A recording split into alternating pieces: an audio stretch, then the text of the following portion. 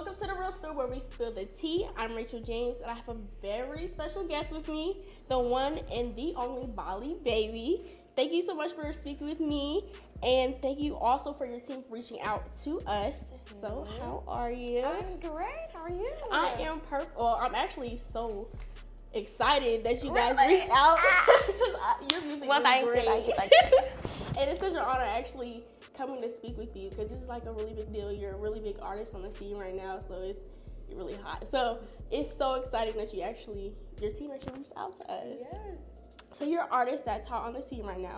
You just dropped a song this past October with Jamel called Juice, and early this year you dropped a album, Bali Baby, which both are so dope.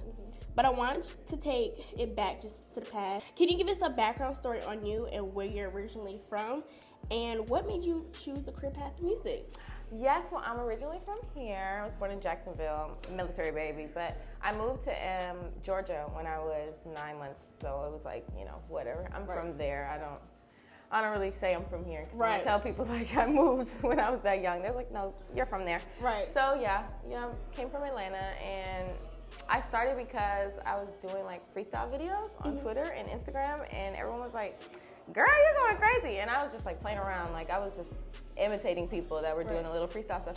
So I went to the studio one day and I absolutely loved it. And it was in the back of someone's closet. And I was just like, yeah, this is for me. I'm freestyling in the back of someone's closet. Yes, it was great. He pulled up a beat. He was like, my studio in the closet. I was like, pull it up. Listen, that's the best places, actually. Just doing it wherever and whenever. I'm telling you, I've recorded in the craziest places. How did you come up with your stage name? Well, my Instagram name was Cali Tree because I sold weed. So I was calling myself Cali Tree, and then I got down with the gang and changed it to Bali, and then Bali Baby. Very pretty. We love it. We love it. It's iconic. So originally you started on SoundCloud. Yeah. You are now an artist signed to a record label and have your own label called Playgirl. What was the journey like to get to where you are now? Rough. This shit was rough, okay? Everyone makes it look like it's a piece of cake, but it was a rough time getting here. I make it look good, I know I do, but it was a lot of work. Definitely make it look good and easy. Yeah, but it was a lot of work. Don't think you could do this. You feel me? Stick to your day job. You can't do this. So what made it so rough for you to actually break the path? Well, when I first came out, it wasn't like a lot of female rappers. Like it was like a handful of us, and like we were still really trying to break into the male-dominated scene. So it was kind of hard to really like get people to take us serious, really at first, and more so people like to bump our music. Like I think with girl music at first, it was kind of like a one-time listen, like oh that's hard, and then turn it off. But then I think we started like making music that you can bump in your car, like you can play it over and over and over again. And I think like we was the ones that kind of like, you feel me, had to do that. You know what I'm saying? Like I feel like now like you could drop a song and it go viral. Like but back then like it was hard. We had to do a lot of work. We had to get on the blogs. We had to be on Say Cheese. We had to do hella interviews. You know what I'm saying? We really had to like be in these streets. Like I think people underestimate, you know what I'm saying, what we really had to do because it wasn't easy. Right, absolutely. I remember like when it came to like girl rappers, I would see them on Musical.ly and like Vine and stuff. So that's where it originally like pushed it out a little bit, but not as much as like today where TikTok is out and you can just listen to it, and then the trending and all that type of stuff. Yeah, that's when like trending and like going viral and all that stuff. That stuff was like really fresh and new when we were like, coming out. So like it was like the word viral was like a new thing like to us. I mean, like, it was just like, wow, what the heck. So, for your label, what made you want to start your own company? How many artists do you have? Well, I've always like managed girls per se. Like when I was in high school, I had like a dance crew, and then when I graduated high school, I had like a modeling group. Okay. So I was like, I just love the girls. I just love the bitches. Okay. So I think I've always just like, done that. And then when I started doing music, like seeing like how hard it was for me, I just wanted to be able to help somebody because I wish someone could help me, you know, when I was coming in. Like someone like, if I'm in the doors, you feel me, just put me on the show, just let me open up for you, you feel me, like just repost my music, just something as little as that.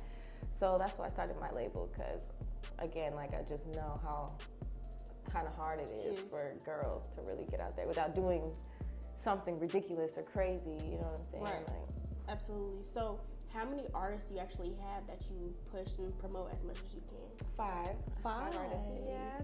From all around the world. Really? Yeah. Can you list them off for us? Yes. Okay. So we have TT. She's from New York, and then we have Slim. She's from Connecticut. We have Frida. She's from Chicago. We have Tay Money. She's from Atlanta. And then we have I'm missing a girl. It's okay. She just had a baby. I hope she told the world this, because I spill in the tea. I spill in the tea, girl. She tried to Kylie Jenner, her the whole little vibe. Yes, she's from Baltimore. Cool. So are they different styles, or are they like the same type style that you are? No, they're all different. They're completely different. They all have I feel like they give where they're from, like they really represent. The sound really comes from there. Like Frida sounds like she's from Chicago. TT sounds like she's from New York. So I think all of them give their own flavor. Like none of us sound the same. Like if you heard us all on the track, you would be able to know who's who. Yeah. Absolutely. So jumping back to you, your style is very unique and hard. Other female rappers go a little bit softer and girlier approach, but you give punk and rock vibes, and I really love it. What inspires the vision on how you want it to be seen, or your style? Just something you just know it's me. Like when you hear it, you know it's me. If you hear the beat, oh yeah, that's a Bali beat. You hear a flow, oh yeah, that's the Bali flow. Just something like that, something different. You just know it's me. When I come on the track, that's that bitch right there. And that you wanted to give that style within your clothing as well, right? Yes, everything I do. I try to give that vibe with everything I do. I could be shopping at Walmart and I'm trying to give that vibe. You know what I'm saying? Period.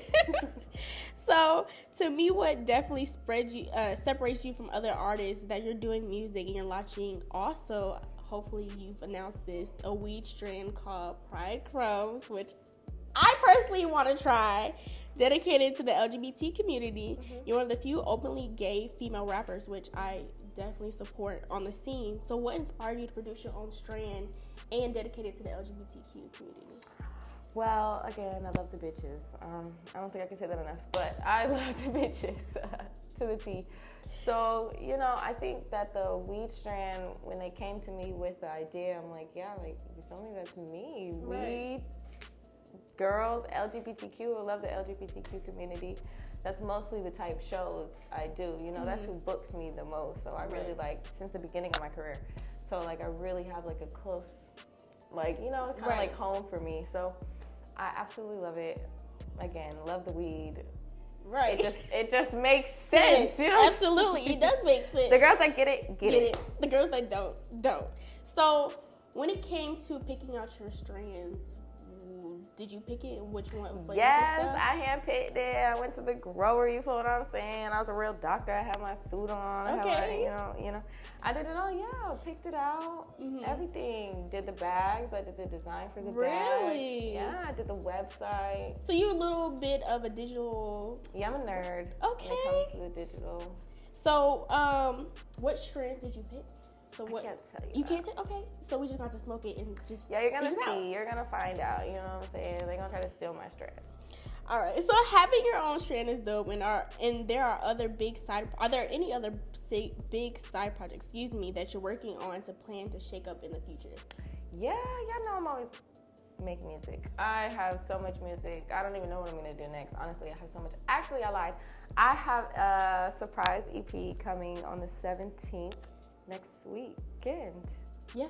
Next Saturday. weekend, I'm dropping the tape. Next weekend, remix, just a whole bunch of mixes going on SoundCloud. Something for the holidays, something for y'all to open up Christmas presents too. Period. And definitely will. Going back to your music, you've worked with Trippie Redd, the Playgirls, and more. So how do you determine who you're gonna feature with or overall work with? I mean, I just work with people that want to work with me. It doesn't really have to do with the name or the followers or anything like that. I work with people that make good music and that resonates with what I kind of agree with and what I like to do. And if they're passionate about music, I'm passionate about music. You make great music, I make great music. We're going to make a song. That's all that really matters to me. Just making authentic music, stuff that I like, not stuff that I'm forced to do or pieced together, like, hey, meet this person, all that. Right. Like, no, I want it to be organic. You feel me? Hit me up on Instagram. I hit you up, and we go like that. Oh, that's my so favorite. Cool. So, who is somebody you really wanted to actually work with? There's so many people. Oh my god. Give me a category, and I'll tell you. Let's see. Let's say if you were to do one with a singer, who would you do it with? And it was like an R&B type vibe. SZA? Oh, that would be so good. That would be so good. That would be fire, girl. Hit me up, girl. That would be so good. So, okay, so another question. Do you think we'll see something soon with Rico Nasty? Maybe. I'm open for it. I'm never closed for anything. You feel me? Say if it make money, it makes sense. If it makes sense, it makes money. So period, as it should. So, would you work with anyone, or do they have to have around the same style and music style that you have? No, I've worked with everybody. I just did a song with a rock band. Like, I love making music with. I really actually like working outside of rap and hip hop. That's like my favorite type of music to make. Yeah, because it kind of takes me out my box, takes me out my element, kind of challenges me a little bit. So I really like to work with actually outside of what I do. Yeah. Right. So what is your favorite totally opposite genre that you like to actually work with? Rock. Yeah. That's dope. That's actually dope. So what inspires you to write your songs? For instance, your song Fuck It Up, for an example. What made you write? It's really just what I feel in my vibe. Like last night I went to the studio, wasn't feeling it. I couldn't even make no music, so I wasn't feeling it. But I'm really like in the vibe, in the moment. Like if you hear a song, that's how I was feeling in the studio at that moment. Like that's the vibes. It probably was hella girl, shaking ass. We probably was lit as hell. You know what I'm saying? Like that'd be the vibe that comes out on the mic. I wish I could have came last night, but I had an exam. Your manager hit me up. Was like, "Can you do this video?" I was like, "No, I had an exam." I was so bad. It's okay, girl. We went to the studio for a little bit, and then you went home. It's like... So, when it comes to writing your own songs, do you have somewhere you like to go to get in the mood, or do you have a certain thing that you do before you write? No, I really freestyle. I pick my beats in the studio, so I kind of just go from there. I hear the beat, and I'll just get on it. Right. So you don't ever write beforehand? No, not really. I mean, if it's like a singy song or like something different than rap or hip hop, I might write it before just so I can make sure like goes together, it makes sense, has substance. But rap songs, no, I don't even pick the beat, so I go to the studio. It's freestyle. I wish I could just do that, but I can't. So when it comes to recording, how often are you in the studio, and how long? I'm in the studio like every other day. I really love the studio, and I record all night. If I have beats, I can record all night. The only thing that keeps me from being in the studio is that I rap so much. I rap on all my beats. So if I had just hella beats, I would rap all night long. I wouldn't stop. So, in the talk about writing and recording, you know what? In the talk about writing and recording, how long does it actually take you to write and record an entire album? I mean, I could do it in a week. I think that's the quickest I've done an album, a week. Really? So it doesn't, it shouldn't take you long because you freestyle though, right? Yeah, so. That's so cool. The only thing that would take long is picking of the songs. I'll do hella songs and then I have to pick from the songs that I did. So, where can we see you next? Are you going on tour? Is there a surprise tour that's coming? Everywhere. You can see me everywhere. Just light the air. I'm everywhere. That's me. As long as we can see you out. Listen, I'm everywhere. You don't know where I'm going to be next. I don't even know where I'm going to be next. So just go. I just go with it. So giving our audience some more spill tea, our main audience is college students. I'm currently a college student from North Carolina A&T, and we have amazing and talented students on our campus. For instance, we have the Hot 1891 artists, which are dope rappers and singers, and I bet they will want to know some advice on what you could give them to basically advance their music career to where you are today. just be you. Do what you want. Fuck what these people got to say. They don't know what they want them damn selves, and they broke on their mama's couch. So don't listen to what they're saying. Do what you want to do. Whatever you love, wherever your heart takes you, do what you desire, okay? Just do it. Stop being scared. Do it. Do it. What age, do you mind if I asked you, that you started actually rapping? What was it, your age? 21, I think. How old am I? 25? Yeah, like 21. So you say just whatever age you are, just go ahead and just sing. Yeah, age don't matter. You feel me? Gender, skin color, what you like, what you don't. None of that matters. Get in the booth. Do what you need to do. Deliver a message, okay? And just spit something. Freestyle it. Do it. Is there any other spill tea you would like to give our viewers? Any new music or big projects to look out for? Like I said, 17th. The tape is dropping. Okay. And yeah, I hope it's so much going on. I have a wild life, so you never know what can happen. They might call me tomorrow and I'm gonna be on the next ship to London or something. So you really don't know. You just have to see. You feel me? Follow me on all my shit. You need to keep up with what I got going on, you know. Well, thank you so much for being on the show. This is like a dream come true. You're our first celebrity actually on the show. So I'm so excited. And until next time for more Spill Tea. Thank you